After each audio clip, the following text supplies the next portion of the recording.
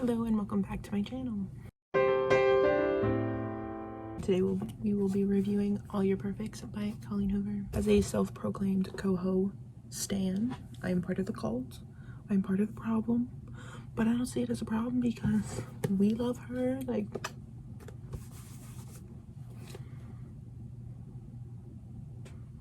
I think I'm going insane low-key. Getting into the review, before we start, I just want to make it clear. I read this all last night. I started at like 7, which was a very bad idea.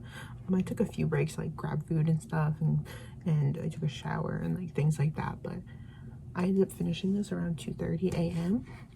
Bad idea, but it hurt me so much. A like quick synopsis of this that I found online, because I couldn't even begin to like summarize what this story is. Like I couldn't do a synopsis without spoilers. I couldn't. So online says All Your Perfects tells the tale of what happens after Happily Ever After. In a story set in a dual time frame, Colleen Hoover depicts how Graham and Quinn fall in love, and later how they face obstacles that threaten to tear them apart after 7 years of marriage.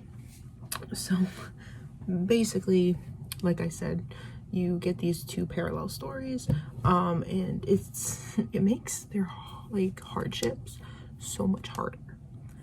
Every time something happens in the now that like threatens their marriage, it hurts you so much more knowing the before, because you're simultaneously watching them fall in love as you're watching their marriage just crash and burn, and it is so sad. It makes it 10 times sadder, and it hits you so much harder.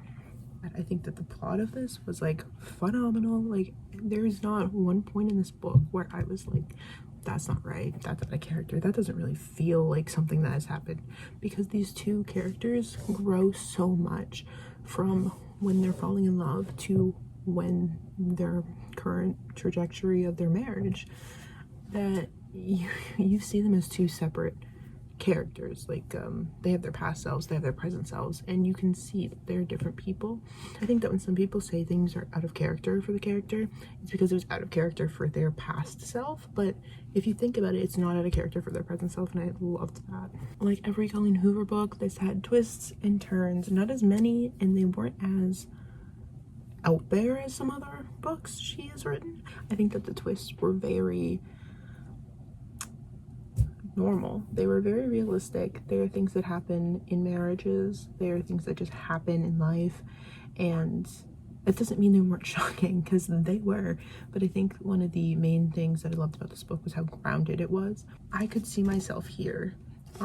I can't imagine how you felt reading this if you were married or going through marriage struggles, but it's just so grounded in the basic mundane problems of life.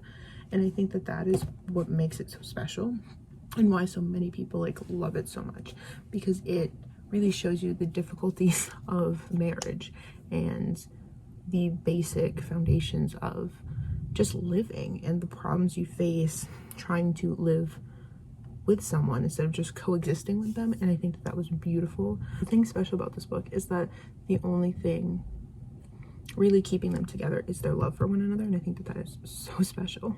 Moving into the characters, personally I thought Graham was a little flat, especially in the beginning.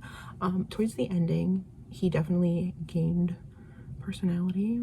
After page 188, I remember this because that's when I started crying, he really becomes his own character in a way. And I'm not saying he was not a character at first, he's just very basic. Like, he's just a flat love interest at the beginning, and although he was like really flat in the beginning, I ended up falling in love with him. I know he gets a lot of hate online, but I think that he turns into such a complex character that you really have to think about his actions, you have to think about what he's doing, you have to think about his reasoning, and you really have to get in his head.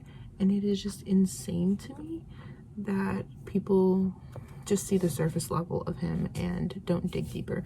And I was one of those people at the beginning. I only saw the surface level of him. I was like, oh, this is just, he's just here to have fun, like whatever. But I slowly fell in love with Graham.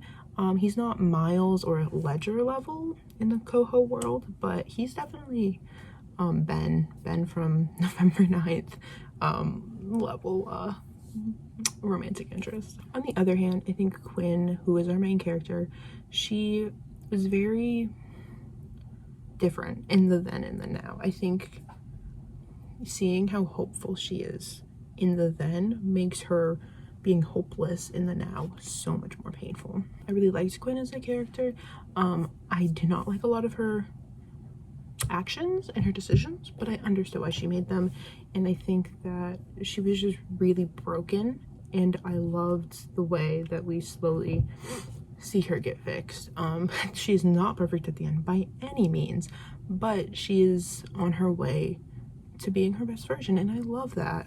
The character development was fantastic, and seeing her in the epilogue, her character development is just so amazing that I absolutely love where this book ended.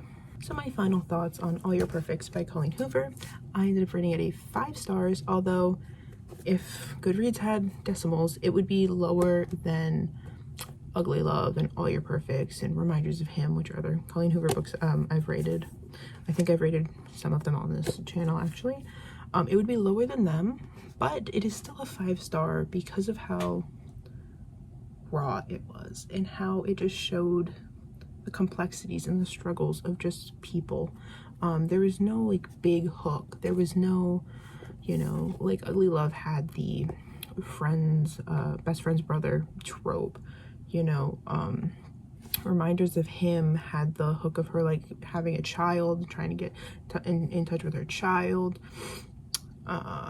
November 9th had the whole only meeting one day a year thing.